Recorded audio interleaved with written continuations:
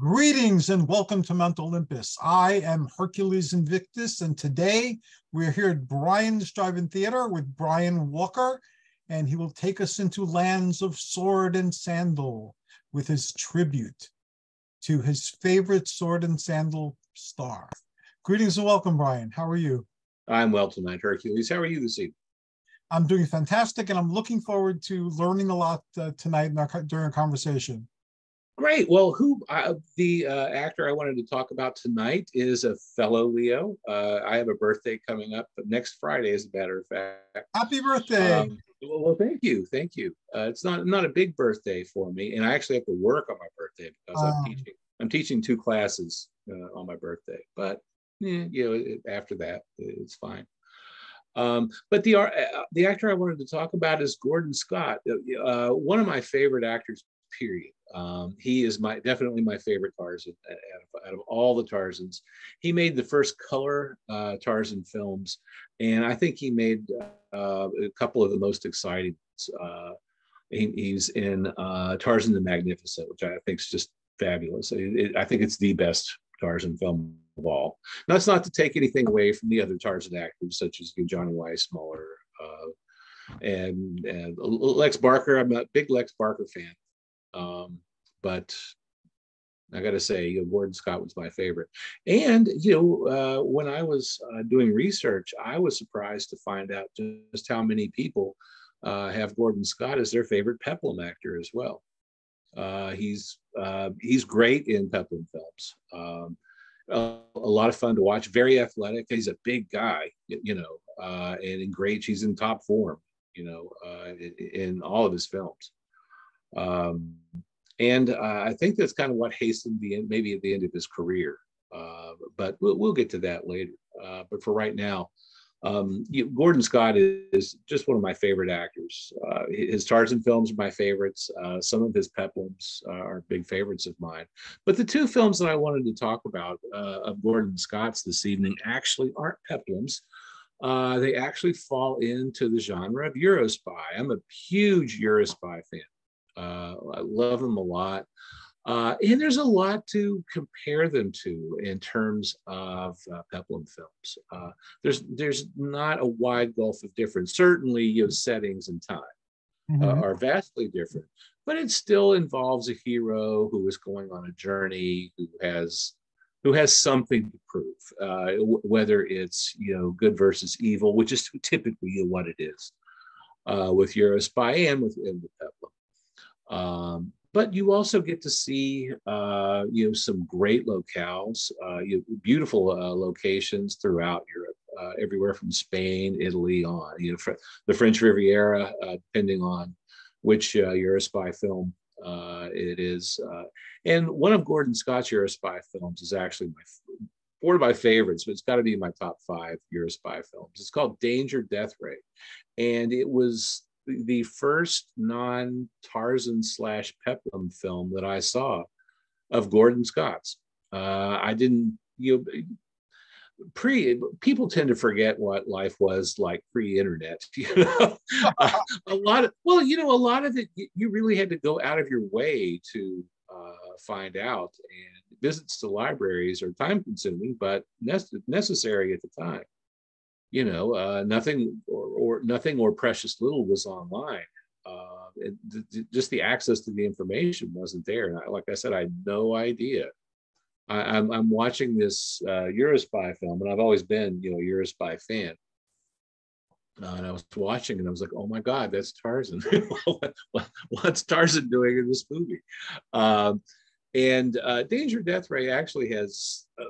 It's not a very, I will say this, it's not a very good Eurospy film. It's very low budget. Some of the scenes are clearly, there's a helicopter and boat scene, and it's clearly toys in the tub. you can see the string pulling the submarine. I love those. The flying saucer movies too, where you see the string. Yeah, well, and by the time a lot of people saw those, the 35 millimeter print was so scratched up you couldn't see it anyway. So it didn't really matter to some audiences. But it's a very low budget film. But that's not to say that it's not fun. And it is in my top 20 films probably of all time, because it is just so much fun to watch. And it's a very athletic role for Gordon Scott. And there was a reason that they cast him in it. He's close to 40 years old, or about, I should say, about 40 years old. It was produced in the fall of 1966 and it debuted in January of 1967. So he would have been 40 years old when the film came out. So he probably was about 40, but still in fantastic shape. He's wearing very tight clothing in it, as was what everybody did in 60s movies, and he looks fantastic. He doesn't look 40 years old either. He could pass for late 20s in it. He looks fantastic. This looks great. And from what I understand, he wasn't a big health nut like some of the Peplum actors that you and I both like. Steve Reeves, for example, was a health nut, and very carefully watched what he ate, and had a very intensive exercise regimen into his senior years. Gordon Scott did not, apparently. He apparently kind of liked a good time. He was a smoker, so he liked to smoke, liked to drink. Apparently liked to get around as well, which is fine, because the way he looked, I mean, you can. You can have easy virtue and your pick if you look like that. And he started bodybuilding, from what I understand, because he wanted to be more appealing. He wanted to look better. He wanted to attract people, and that was his way of doing it. And there's certainly worse reasons, for wanting to work out. But he, like I said, he was a smoker. Did catch up with him in later years, unfortunately, which is sad. But the first half of his life seems to have been pretty wild. He was one of 9 children. He was close to the end, of the line. Most of his brothers and sisters were older, and as the younger, do you have siblings at all? Yes. Or where do you fall? I'm the eldest. Really? I can see that. Okay, because you are very mature, responsible. I guess in some ways. Well, I mean, at least that's the image that comes across.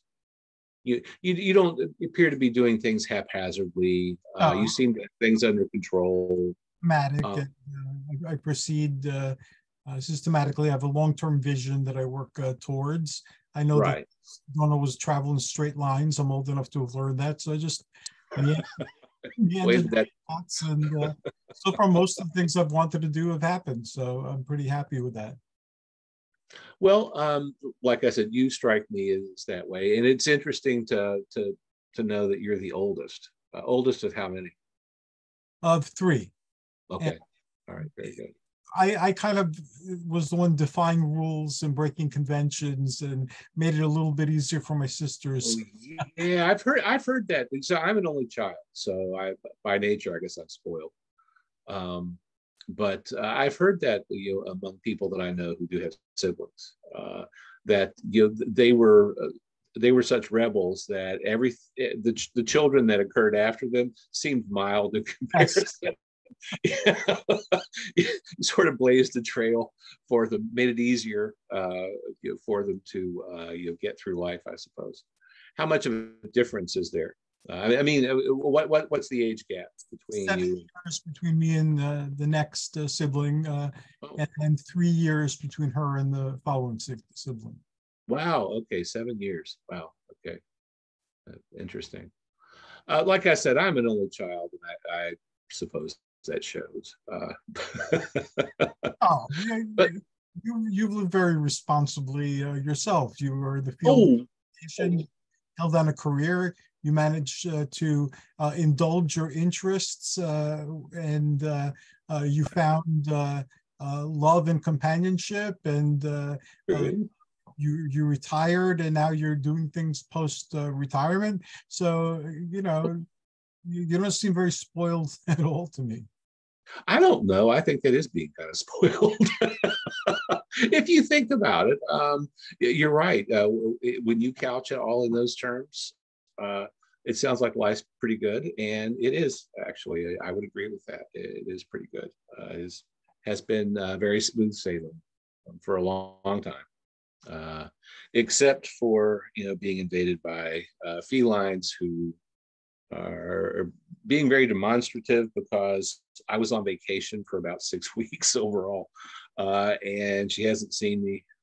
She's been at my mother's, who's my pet sitter. So she's had plenty of attention, but she has missed out from daddy. Yeah, yeah. And she's very affectionate. She likes everyone. She's kind of our greeter as well.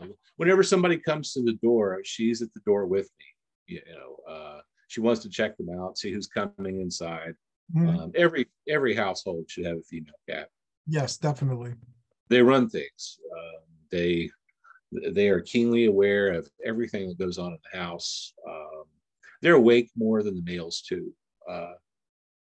They're just, the males are really trusting, and they just want a place to sleep essentially, and they want somebody to pet them. But the females are really interested in what's going on in the house, and they like to know what's going on outside. Every female cat I've ever had has sort of run the house, and she's like this one. This one, the Tippy is no exception. She finds it curious that I'm down in the office, where I usually am not, but will be again very shortly, since I am going back to work. But since it's odd for me to be down here right now, she has to check it out. And my female Chihuahua started showing more of that tendency recently. She figured out that there's, like, aside from the noises that dogs make, humans make noises, and certain noises mean things. So she'll like do, I guess, her equivalent of talking. I don't understand her, of course. So then she'll get frustrated, and she'll go and stand next to where she wants me to go, or what she wants me to do. Like give her some treats, or refill her water, or go downstairs to see what mommy's doing. So she's gotten pretty good at teaching me how to understand her commands, I guess. Well, they have different vocalizations. She's proof of it. She is kind of unusual for a cat in that she strings. It's almost as if she's speaking in complete sentences. Yes. Because she strings different sounds, different utterances. Yeah. It may start out sounding like a trill, but as she goes through it, she's trying to convey a certain message that I have since picked up on, and she has different messages for you, which means that they sound different. But you're right, dogs and cats do that. They have their own utterances, and they mean certain things. Yes. And it's up to us. We're the dumb ones. It's up to us to figure out what they're trying to tell us, because cats, I think, can learn about 150 words, and I think dogs can learn 150 to 200 or so about our words. Whatever we're telling them in whatever language. But we're not very good with arf and bark, and because they don't have lips, so it's harder for them to make distinctive sounds. Although Tippy, she can sound like anything. It's kind of amazing. I suppose I've gone a little far afield. But anyway, going back to Gordon Scott, since he was, closer to the end of the line, the baby of the family is often spoiled. Maybe not always. Do you think your youngest sibling is spoiled compared to you at the time? I guess I was spoiled because I was the oldest, and I was there for 7 years before anybody else came along. I guess in addition to breaking all the rules and facing the consequences of this, I also got a lot of attention because I was the first and I was a male, and that meant a lot back then in Greek circles. So I was the firstborn son. So you have a whole bunch of things that go along with that. We my family doesn't have much of an identity to cling to, so I didn't really have any of that. I think my parents were just happy that I wasn't a drug user or an alcoholic or anything like that, and I never asked them for money. They hadn't been married for decades, but I never asked either one of them for money. So I think overall they're pretty happy with me. I haven't caused them any problems, and I didn't, when I was a kid either. I just, anything that we were back in the day. You remember? I mean, if you were going to do something that you knew that you weren't supposed to do, but you still wanted to do it, your primary goal was getting away with it, right? Right. Right. So you just learned how to keep your mouth shut and to cover your tracks. And I think that those are two really important lessons for anybody. I think that everybody's childhood should teach them that. I agree with you 100%. Yes. And one of the things that I see among the students that I work with, and I'm teaching a couple of courses this fall at a large university, is that they don't seem to have learned that sort of thing yet.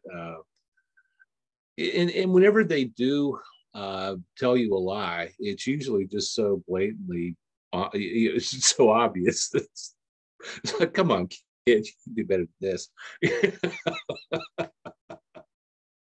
And I don't think that that's those are two lessons that people are learning anymore. It's sad.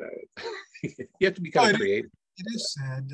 Last time I taught in a college, it was in Pennsylvania, and it was a community college, and I think it was teaching multiculturalism. So, oh wow, that must be fun. At the time, there was a lot of things happening in the Arabic countries with the Sharia law and so forth. So we're talking about that and what that was all about.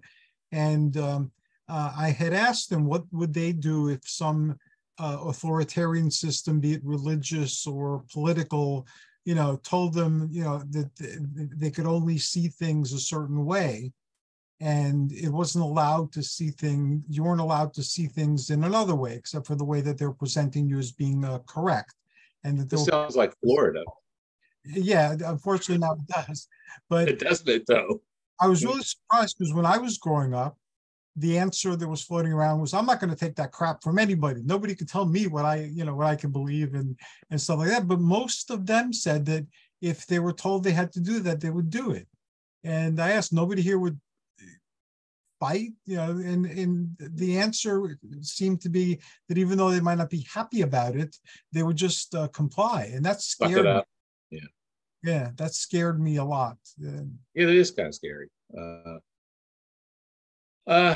Yeah, that's kind of dark, isn't it? So no future Gordon Scotts there. Well, we went from Gordon Scott to George Orwell really fast. But it does sound very Orwellian. Yes, it does. Yeah. And how easily most people can be controlled, and it's all media. Media is so much, it can be so much fun, but you have to not let it get the better of you. And as I remind people, we're the media too in our way. So. That's right. Yeah, we got to represent now. Yeah, definitely. Anyway, going back to Gordon Scott, and I think I was talking about Danger Death Ray. The whole plot of Danger Death Ray is that he's this fixer. He's a secret agent who has just finished a really rough job, and he's looking forward to his vacation. And he gets roped back into this death ray was created for peaceful purposes, but has been stolen by the bad guys, who are kind of loosely identified. You don't really know. It's although your spy movies are sort of, you know, defined by, you know, Dr. No and From Russia with Love and Goldfinger, and really defined by those. Thunderball too, to a lesser extent. Some of the Euro spy movies don't even make a pretense so much as to who the bad guys are. They're just there, you know. They don't give them a whole lot of a backstory. Let's put it that way. And these bad guys are, you know, very similar. Anyway, and Gordon has to travel quite a bit. He has a couple of romances along the way, with some beautiful starlets. And like I said, he looks great doing it. The production values are just atrocious, though. You can see all kinds of mistakes that you really shouldn't see. And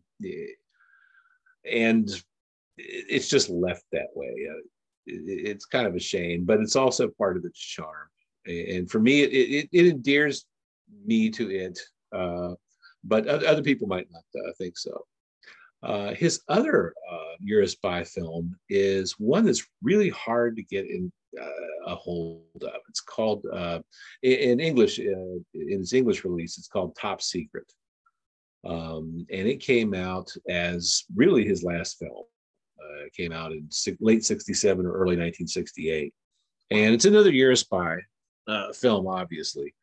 But it is so hard to get a hold of. Thanks to Mystery Science Theater 3000, because they ran Danger Death Ray in their series during, I think, the 1995-1996 season. It gave that movie really wide exposure, so a lot of people saw it. So there are copies of Danger Death Ray around that are pretty good overall, but copies that I can find of Top Secret look horrible. Archive.org has a copy of it that I'm probably going to run here in the next few days as the movie of the day, because it's the best copy I can find, to tell you the truth. The same copy is also on YouTube, but you have to search for it under its original Italian title. If you search Top Secret, so much other junk comes up that it's hard to weed through it all. So if you search for it under its original title, it'll pop up pretty easily on YouTube. But like I said, horrible copies of this film. I don't know why Gordon Scott's films, so many of them, beyond the Tarzan films, some of his Peplum movies, his Westerns, his Eurospy films are in such bad shape, and I don't know why. I just don't get it. They're in such bad shape that they're kind of hard to watch. What's his fan base like now? Like, for instance, some people like Steve Reeves still has a tremendously large fan base. And I discovered when doing tribute groups and shrines for Sword and Sandal Cinema that some of my groups have thousands of people in them, and some only have like 8.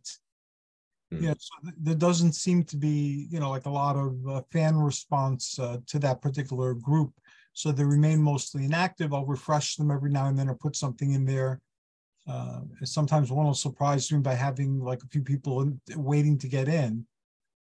But could that be it? That they don't really have a fandom, an active fandom in the here and now? Well, I mean, I think he does.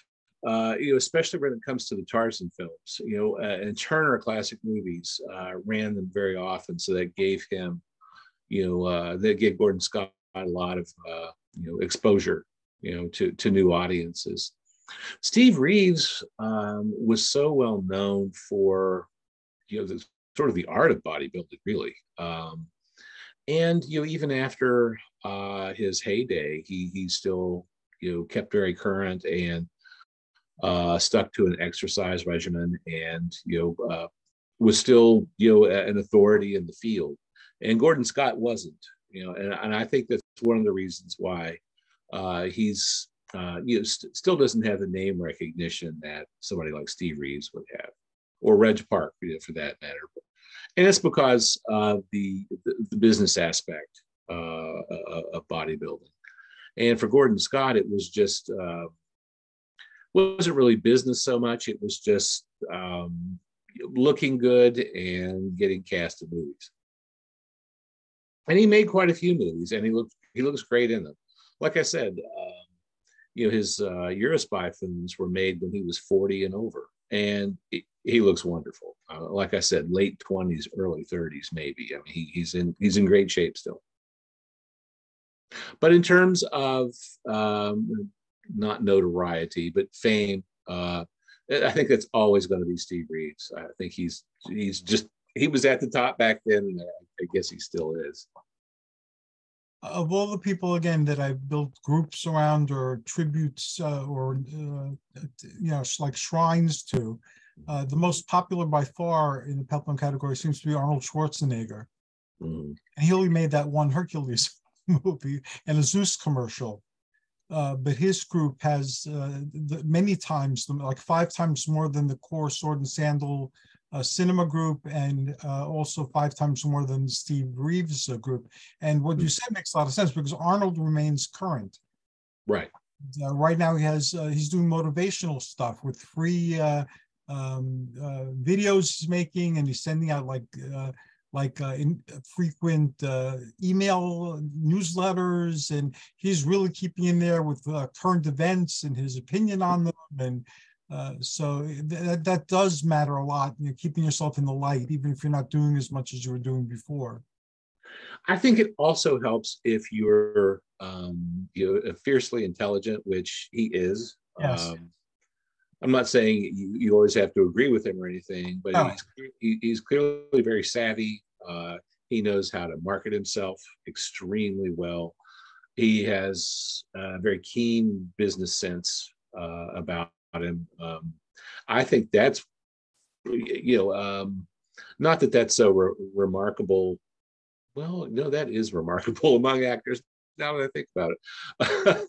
And, if you think about it, younger generations have grown up watching his films on AMC, and they run 24/7 now. You don't even have to go out of your way to see The Terminator or one of its sequels, or some of his other films. They're just there, and he made fun films for the most part. They're very engaging.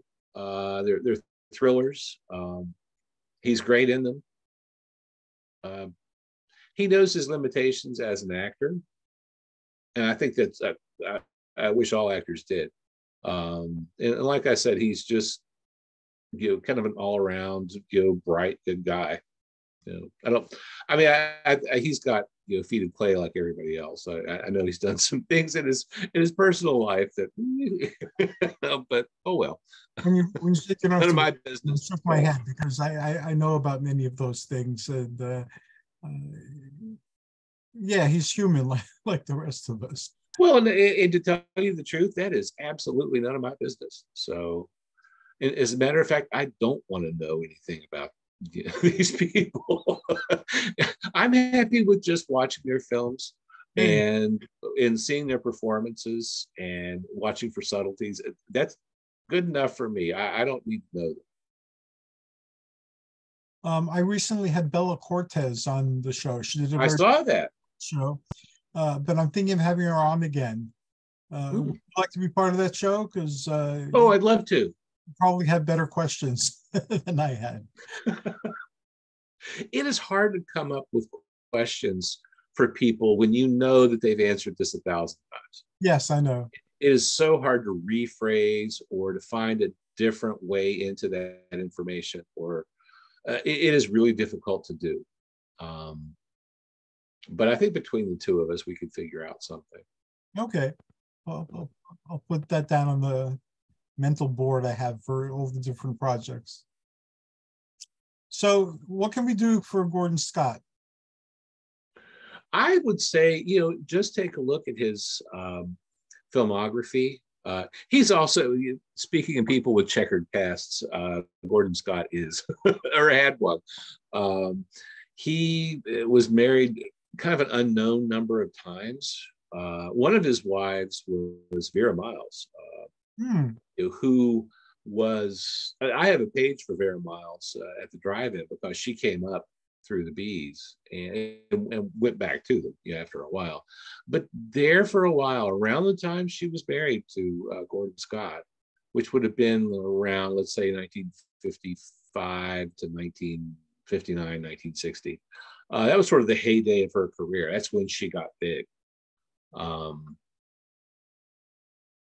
And a beautiful woman, great actress too. She worked, if you look at her filmography, it's extensive. She worked so much. And like I said, got really close to being, an A actor, and certainly was the quality of an A. But probably in terms of fame, she got to be about a B plus.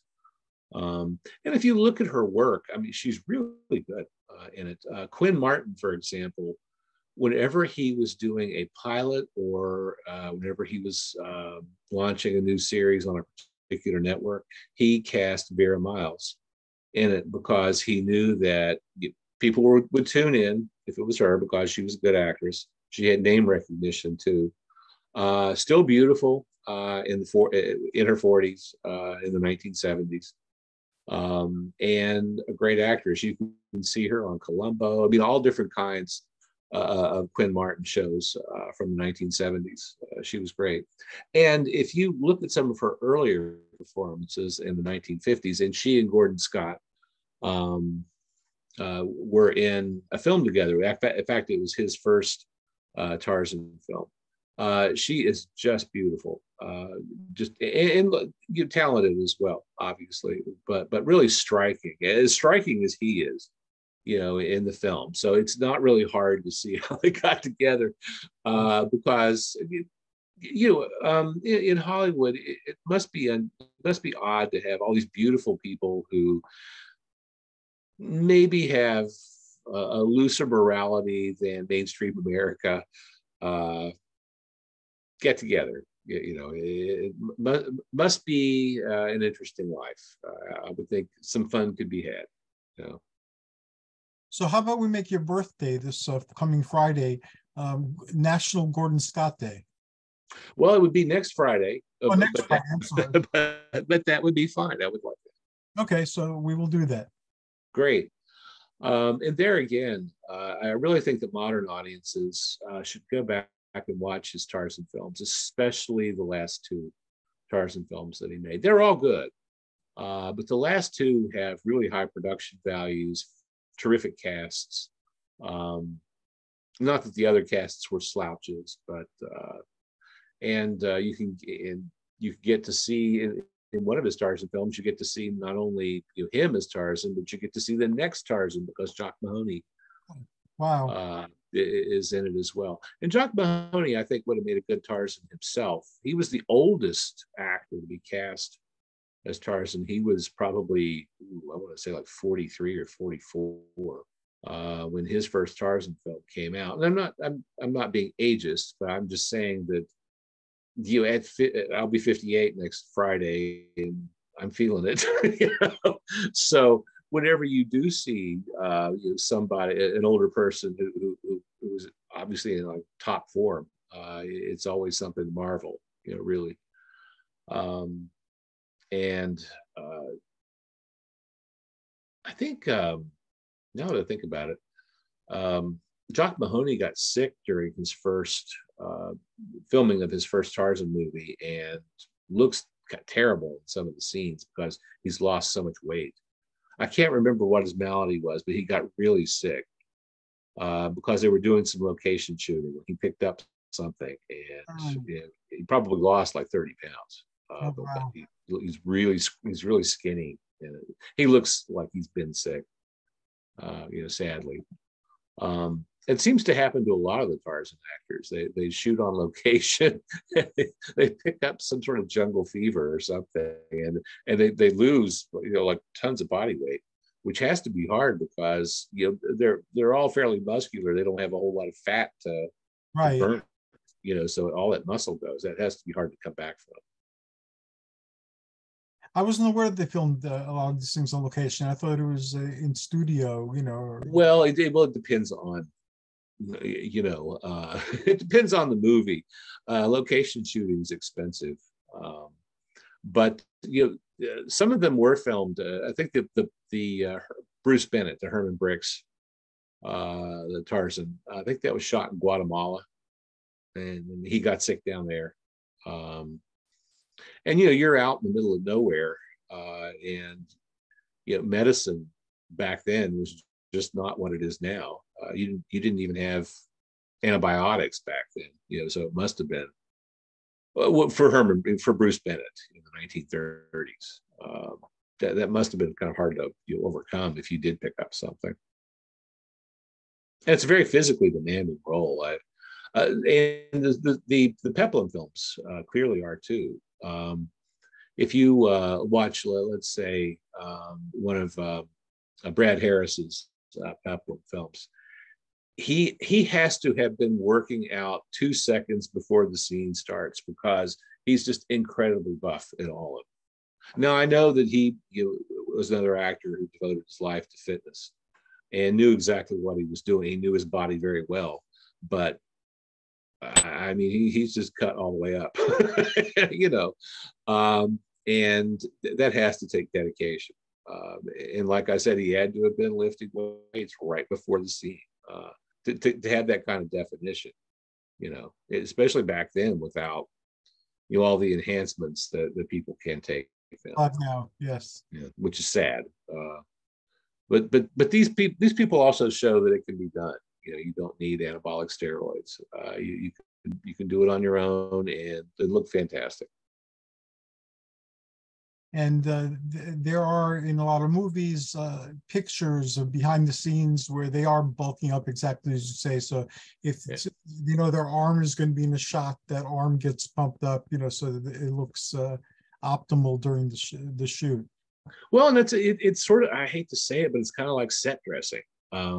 It has to be there because if it's not, the audience really isn't getting its money's worth, right? Right. Because chances are you went to see that movie because you wanted to see the star, and the star should look as good as possible. It should be in optimal shape, and doing his own stunts, if possible, because it just looks better on film when the actor does his own stunts. Although I know it's horrible for insurance rates, and frowned upon by most producers. But I do think it looks better on film, especially from the stuff from the old days when there was no CGI, which I still wish there weren't, quite honestly, because it still doesn't look right. But it looks better. Athena and I were looking at some films where we thought at the time that the CGI was fantastic, and looked at the eyes of today with what they've done with CGI. It looks really clunky and unbelievable. Mm-hmm. And I remember the same thing with video games. When I had a ColecoVision, the graphics there were like, fantastic. And then by the time the PlayStation came out, I couldn't believe how I admired the ColecoVision graphics. And now the video games, I don't play video games anymore, but now they're like cinematic quality. You can't tell if there's like actual living people or a computer generated image on the screen before you a lot of times. Part of that too is that our eyes have gotten older and we cannot see the detail that we could see, let's say 25 or 30 years ago. I've noticed that a lot. And just tonight, I was looking through my copy of the Eurospy Guide by Matt Blake and David Deal. I highly recommend it for anybody who is a Eurospy fan. It is the only Bible that you will need for Eurospy films. And I was trying to read it, and I thought I was going to have to get a magnifying glass. I just couldn't. I mean, there's a lot of information packed in, and I'm not saying that the font is too small, but for me, it probably is too small. They could have bumped it up a couple of points, gone from maybe 9 to 11 or something like that. I'm the same way. My eyes weren't what they were before, so I use like reading glasses sometimes, and you know, it's hard to see certain fonts are like too small and too squiggly, and you know, if you take your glasses off, they're meaningless dots and squiggles. That's a kind of like that. That's a good way to put it. I used to have great vision too, until I was about, I don't know, like 45. Everybody would hand me their little fine print, you know, and I could always read it. And one day I just, Yep, same here. It was like overnight, you know. It happened in my 60s. It started happening. I had great vision until my 60s, and then it started to go. Yeah, mine for me was mid 40s, and that's where it went south. Now, from far away, like if I'm driving or something, I'm totally fine. But my cell phone, going like this, trying to be able to read it, unless I've got, you know, some sort of glasses on. I'm curious about Top Secret. You said that it's I was too. Quality was not that good compared to other movies. Is there? How does it rank like in the Eurospy film genre, the Community? Well, both Gordon Scott's Eurospy films get, I will say, deservedly mediocre reviews in Matt Blake and David Deal's books, because they are not the strongest entries in the genre.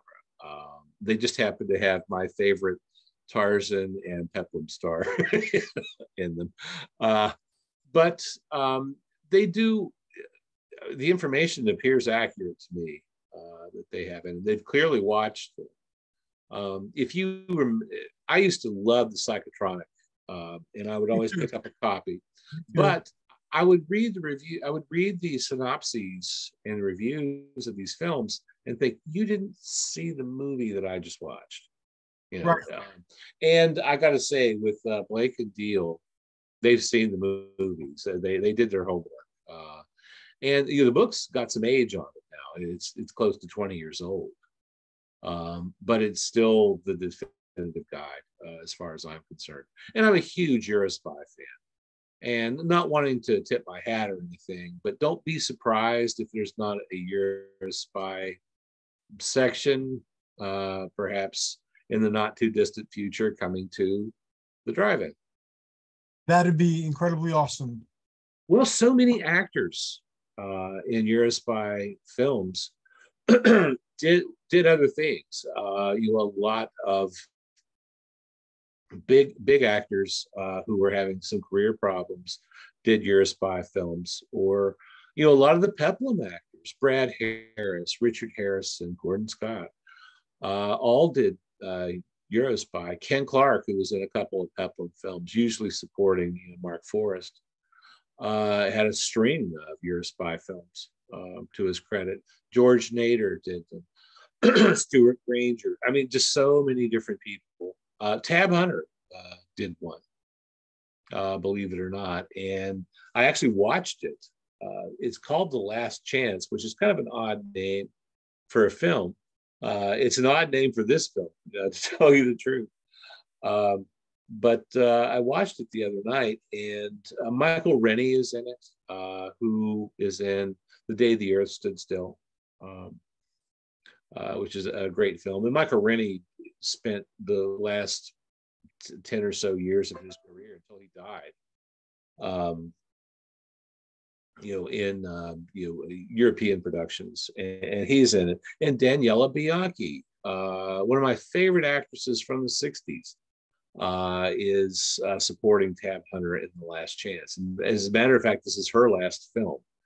And interestingly, for her as an actress, practically her whole career is Eurospy.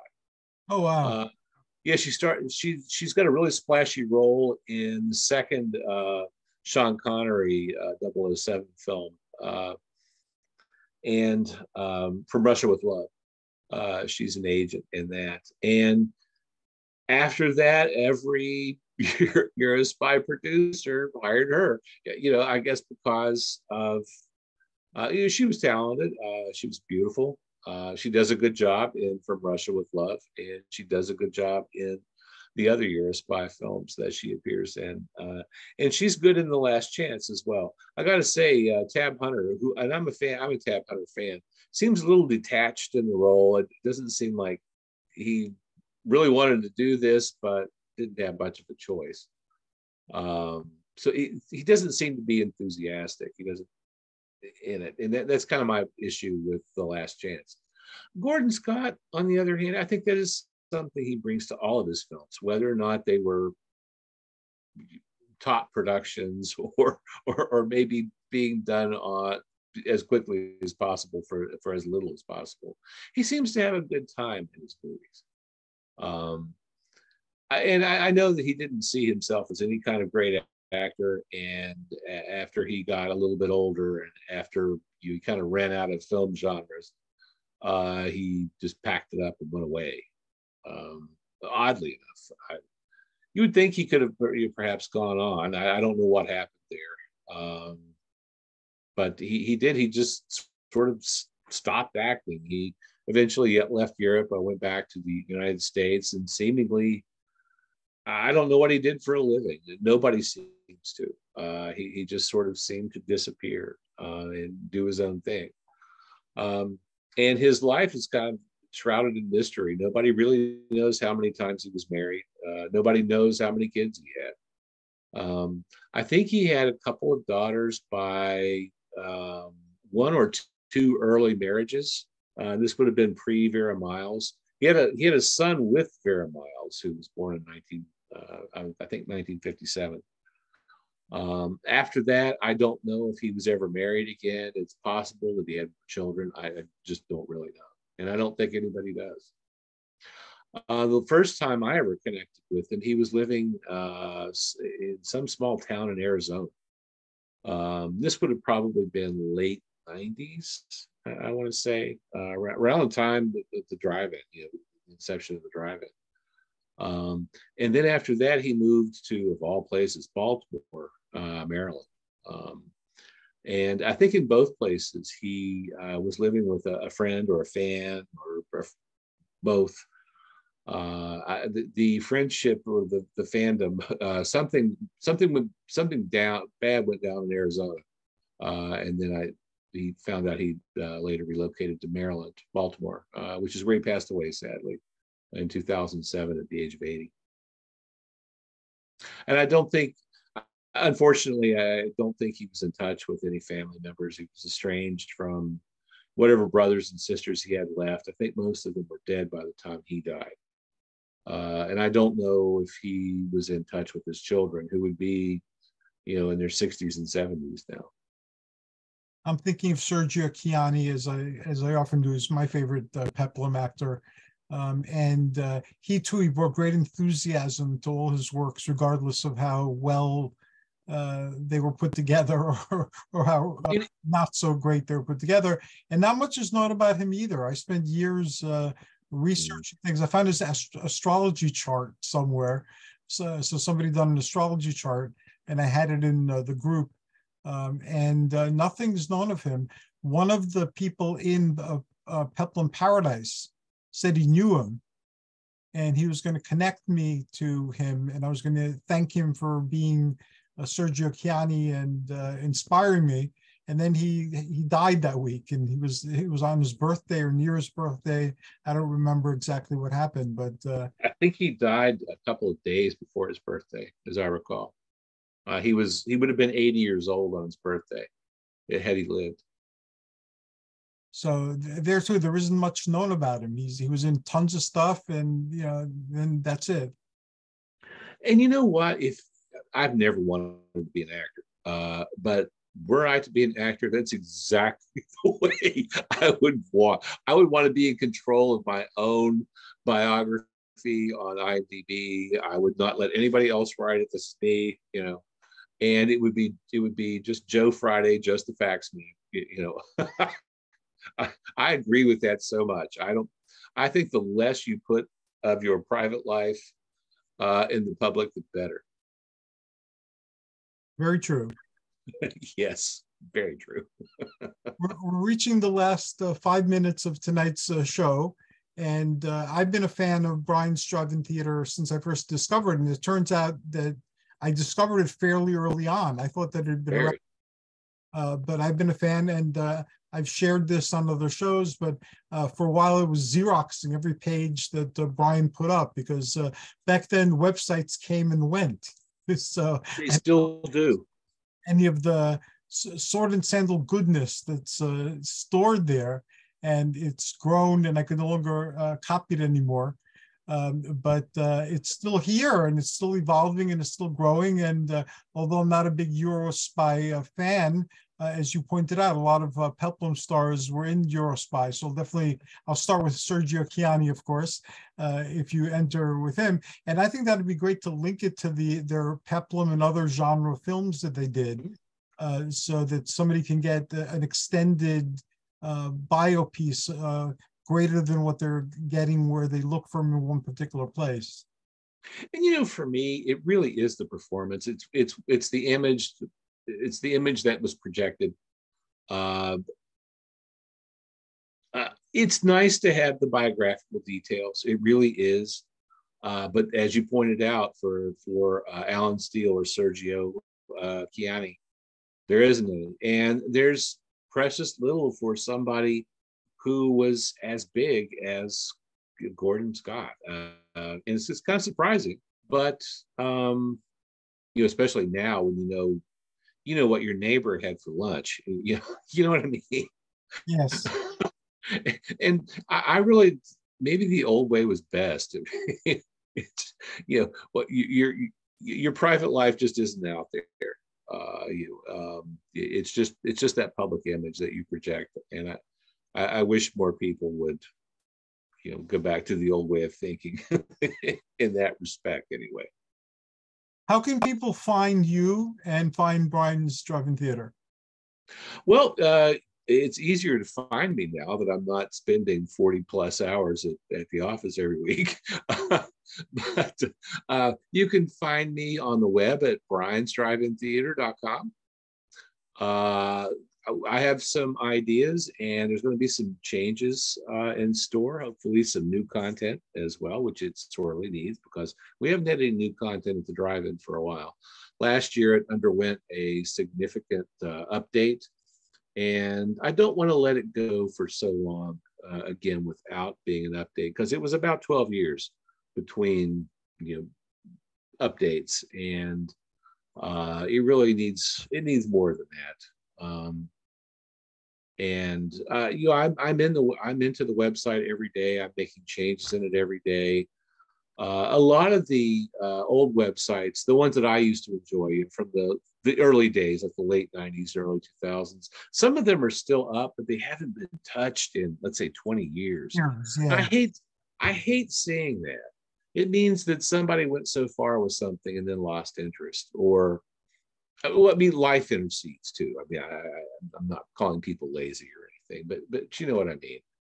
It's nice to see something being carried through. And say what you will about my website, I'm not a quitter. I've kept it going, for 25 plus years now, and I'd like to keep it going for at least another 25.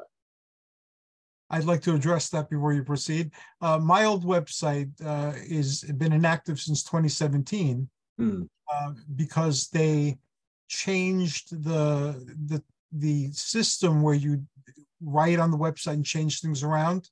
And I didn't have the time. I still don't have the time to learn the new system. So it led to my moving my base of operations to Facebook, and then to YouTube, and to Blog Talk Radio, because I couldn't do the web page. So right now my web page is a fossil of things that were going on until 2017, and it's still there because it deserves to be preserved. But one day it's my dream that I learn some other system and then put it all on a disk drive, and then transfer it over and rework it, and and so forth. So but I haven't touched it in all those years either. And you can still find some websites out there that do have that vintage look, about them. And I kind of wish there were a place where older websites could be archived, so you could go back and look. Archive.org does that some. You can get a snapshot of what, but you only get like the main page. You don't get every, you don't get every page in your website, unfortunately, like that. It's unfortunate. Yes. Also, to get in contact with me, I have not posted anything current in Twitter in a long time, or whatever we're calling Twitter now. It's X. Yeah, well, I mean, I woke up one morning and I looked at my phone and I saw this big black, this icon with this, it was black icon with this big white X in it. But what the hell is this? And I hit it, and it was like, oh, it's Twitter. I forgot. Elon, went nuts again and decided to destroy something that he paid $50 billion for, which I don't understand. But why not? Well, I mean, if you can be that wasteful, if it doesn't bother you, fine. I'm a lurker on Twitter, so I do not actively post anymore, and I haven't for years. I just never do. Facebook really suits, the drive-in better. I think it suits me better. We'll put it that way. Me too. And you have a movie playing every day that people can watch, and from one of the genres that are on the website. And you also have a pretty respectable Facebook presence, and you post there fairly often. Every day. I would like to post more often. Some days are hotter than others, I suppose. And I seem to be traveling a lot lately, which is great. I've gotten to see like several different groups of friends scattered throughout the country. We've been putting lots of miles on the convertible, but having a good time doing it. And before we close, one more thing I'm going to invite you to, if you're interested. I had planned a series starting this week, but the person had to cancel, but I'm going to have it periodically. It's called Welcome to My Greater Life. And it's about the hosts of the different shows that are on Mount Olympus. So who are they? What are their lives like? And oh, cool. But you'd like to invite to that, to talk about you, that would be fantastic. And we'll give people a glimpse into Brian Walker. Oh, great. You get to see just how boring of an existence I live, but there's nothing wrong with that. And I do have other interests outside of films, although if you walk through my house, you're going to see a whole lot of movie memorabilia. I believe in using the nicest pieces that you have as home decor, because golly, some of the old posters that I have are just beautiful, and it's a shame to just roll them up and lock them away. Why not put them on the walls? Thank you so much, and you're awesome, and I'm honored that you're part of my show. As I've stated many times before, I'm a big fan, and I wish you the best in all your endeavors now that you're retired. And I look forward to our next conversation, which should be, I believe, next week. Yep, next Thursday. And the day before your birthday, and the day before International. That's right. It is the day before. Well, wish me a happy birthday then. How about that? Okay. Bye-bye. Take care. Bye.